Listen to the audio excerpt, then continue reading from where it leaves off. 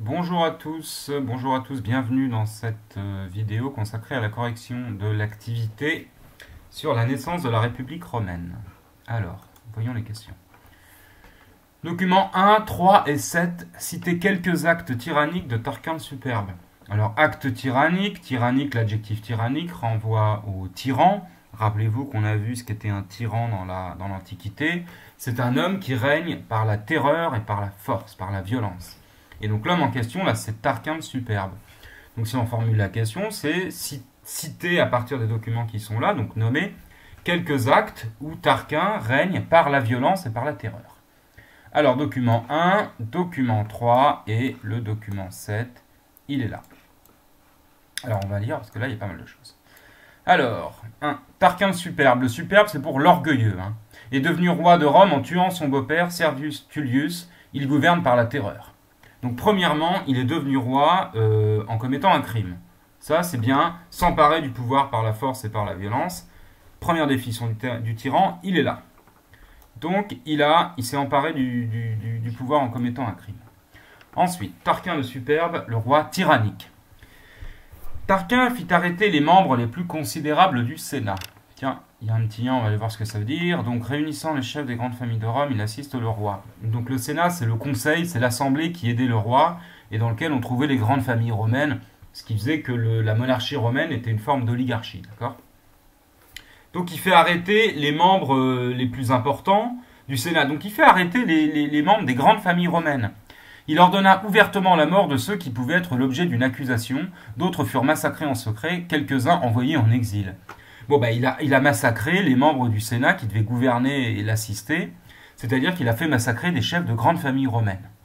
C'était pour se venger ou pour prévenir leurs attaques. C'est-à-dire soit il avait des différends avec eux, il les aimait pas, ou alors il voulait éviter qu'ils le critiquent. Personnage, vous voyez, terrible. Il chercha même à faire complètement disparaître le Sénat, regardant cette réunion d'hommes d'élite comme l'ennemi le plus redoutable pour un tyran. Effectivement, il voulait pas de contestation, donc une réunion des grandes familles et des personnages importants de Rome, ça pouvait menacer son pouvoir et sa toute-puissance. Donc il a essayé de le faire disparaître. Donc il fait assassiner ses ennemis. Il cherche à supprimer tout ce qui peut s'opposer à lui. Quant aux affaires, il les expédie presque tout seul ou avec ses fils. Et en plus, il gouverne sans partage.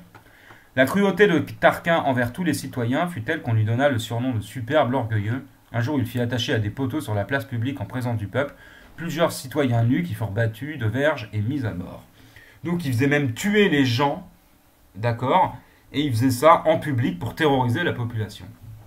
Donc, il s'est emparé du pouvoir par un crime. Il a fait assassiner les gens qui pouvaient le critiquer. Il a fait assassiner ses ennemis politiques. Il a fait assassiner les membres des grandes familles romaines. Il gouvernait tout seul. Il refusait de gouverner avec le Sénat. Et il faisait assassiner, mourir en public un certain nombre de Romains pour terroriser la population. Alors, dernier point, Brutus organise la révolution. Alors, de toutes les parties de la ville, on accourt au forum. Le forum, c'est la grande place publique de Rome. Brutus harangue le peuple. Il raconte la violence infâme que Sextus Tarquin a exercée sur Lucrèce, la mort déplorable de cette femme. Il peint la tyrannie orgueilleuse de Tarquin. Donc là, on a un homme qui décrit la tyrannie de Tarquin. Les travaux et les misères du peuple, il montre ces Romains vainqueurs de toutes les nations voisines, obligés de travailler dans des cloaques immondes. Bon, Tarquin a fait creuser les égouts de Rome par le peuple. Et Tarquin, donc dernier point, il fait travailler, il réduit en esclavage le peuple romain. Donc là, on a vraiment des actes tyranniques. Vous voyez ? Document 2, document 5. Pourquoi Lucrèce est-elle considérée comme un modèle de vertu par les Romains ? Document 4, document 5. Pardon. Alors, qui c'est cette Lucrèce ? Bon, Lucrèce, c'est une femme, je vous ai dit, qui était très vertueuse. D'accord ? Lucrèce, agressée et déshonorée. Alors, elle va être agressée par Sextus Tarquin, qui est le fils de Tarquin le Superbe. Silence, Lucrèce, dit-il. Je suis Sextus Tarquin. Je tiens une épée. Vous êtes morte s'il vous échappe une parole. Donc, il rentre dans la chambre de Lucrèce et il la menace avec son épée en lui disant si vous vous plaignez, si vous criez, vous appelez à l'aide, je vous tue. Tandis qu'éveillée en sursaut et muette d'épouvante, Lucrèce sans défense voit la mort suspendue sur sa tête. Sextus lui déclare son amour. Il la presse, donc il veut coucher avec elle, et elle ne veut pas. Il la menace et la conjure tour à tour. Mais voyant que la crainte même de la mort ne peut la fléchir, il tente de l'effrayer sur sa réputation et affirme qu'après l'avoir tuée, il placera près d'elle le corps d'un esclave égorgé afin de faire croire qu'elle aurait été poignardée en commettant cet ignoble adultère. Donc il rentre dans la chambre de cette femme qui est pure et honnête, Lucrèce. Il veut la forcer à coucher avec lui, elle refuse et elle préfère mourir que de coucher avec lui. Et pour la forcer, qu'est-ce qu'il fait? Il lui dit: je vous tuerai et à côté de vous, je mettrai un esclave, comme ça tout le monde croit que vous couchiez avec un esclave et que vous étiez une femme sans vertu, une femme sans honneur, d'accord, une traînée. Et vaincu par cette femme, la peur d'être déshonoré, vous comprenez, la peur d'avoir trompé son mari, fait que, ou qu'on raconte ça, hein, la peur d'un mensonge sur elle, fait que Lucrèce va céder à la brutalité de Sextus, et celui-ci va effectivement la violer, et Lucrèce va envoyer un message pour avertir son père et son mari qu'ils viennent parce qu'un événement terrible s'est produit. Et quel événement terrible? Et bien après avoir été violée par l'ignoble Sextus Tarquin, Lucrèce va se donner la mort. Pourquoi? Parce que elle préfère mourir que de vivre avec la honte d'avoir été violée par un homme pareil. Ce qui veut bien dire que Lucrèce préfère la mort au déshonneur. Et c'est un modèle sous la République parce qu'elle apprend à chaque Romain que l'honneur est la vertu la plus grande. Plus que sa vie, un Romain tient à l'honneur. D'accord? Donc, pourquoi Lucrèce est-elle considérée comme un modèle de vertu par les Romains? Et parce qu'elle a préféré se suicider plutôt que de vivre dans la honte et dans le déshonneur. La honte d'avoir été violée par Sextus Tarquin, la honte de devoir vivre avec ça, et le déshonneur que ça rejeté sur son mari, etc. Donc vous voyez, elle était tellement fidèle à son mari et à ses principes qu'elle en préfère mourir. Que jure Brutus? Comment pousse-t-il le peuple à la révolte? Alors regardons, là on avait les personnages principaux. Tarquin le Super, on a vu que c'était Sextus Tarquin aussi. Lucrèce, c'est la fille du préfet de Rome, donc c'est un haut personnage qui était renommé pour sa beauté et sa vertu. Et il y a Lucius Junius Brutus, c'est le neveu de Tarquin. Et pour éviter d'être tué par son oncle, il a fait croire qu'il était fou. Pourquoi? Parce que en fait, Junius Brutus n'était pas du tout comme son oncle, n'était pas du tout un sadique et un fou cruel et tyrannique comme son oncle Tarquin le Super, c'était un homme bon. Et donc, afin d'éviter d'être menacé, il a fait croire qu'il était fou, mais en réalité, point du tout. Et pourquoi il a fait ça? Pour ne pas être tué en attendant le jour où il pourrait vaincre son oncle, le tyran, et rétablir des institutions libres. Et donc, Junius Brutus, après avoir appris la mort de Lucrèce, vous le voyez, il va prêter un serment. Et devant le corps de Lucrèce, Brutus prête le serment de la venger en renversant Tarquin et la royauté. Face à la mort de Lucrèce, qui a été victime du fils de Tarquin et de la brutalité de ce régime et de cette tyrannie, il décide que là, c'en est trop, et il ne laissera pas la mort de Lucrèce impunie.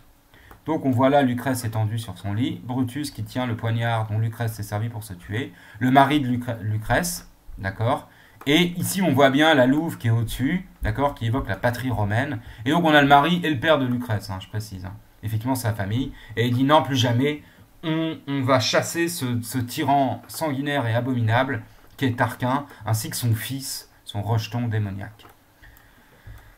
Alors, quel est le titre de ceux que jure Brutus, donc de renverser la royauté, et comment est-ce qu'il pousse le peuple à la révolte? Disons, de toutes les parties de la ville, on accourt au forum. Brutus harangue le peuple. Il raconte la violence infâme que Sextus Tarquin a exercée sur Lucrèce, la mort déplorable de cette femme. Il peint la tyrannie orgueilleuse de Tarquin, les travaux et les misères du peuple. Il montre ces Romains vainqueurs de toutes les nations voisines, obligés de travailler dans des colloques immondes. Donc il leur dit...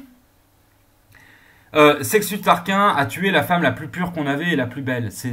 Elle s'est suicidée après avoir été violée par ce monstre. En plus, son père Tarquin le Superbe est un tyran qui vous réduit en esclavage, et vous, les Romains, qui êtes un grand peuple, vous allez obligés de travailler dans des égouts. Donc, leur racontant ça, ce qui est la vérité, le peuple va s'enflammer, et effectivement, ils vont décider de chasser le roi. Et donc, Tarquin était parti en guerre à assiéger une autre ville, et lorsqu'il apprend la nouvelle, il essaye de revenir à Rome pour empêcher ça, mais non, il trouve la porte de la ville fermée, il apprend qu'il est chassé, et les comices, qui sont les assemblées du peuple, c'est un peu l'ecclésia chez les Romains, donc ils sont convoqués par le préfet qui était le responsable de la ville de Rome, pas le roi, mais le responsable de le chef de la police, si vous voulez, et de l'administration. Et donc, on va nommer deux consuls, Junius Brutus et Tarquin Collatin. Tarquin Collatin qui était le mari de Lucrèce, et Junius Brutus, le neveu de Tarquin, le Superbe.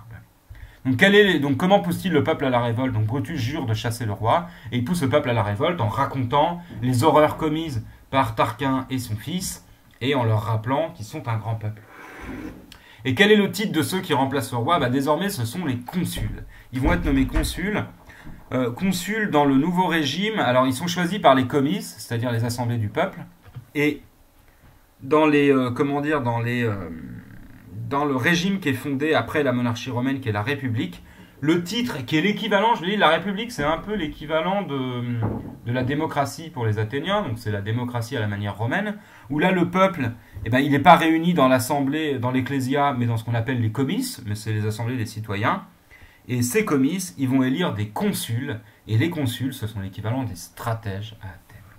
Et qui est le premier grand consul de la République romaine? C'est Junius Brutus, qui est le fondateur de la République en 509.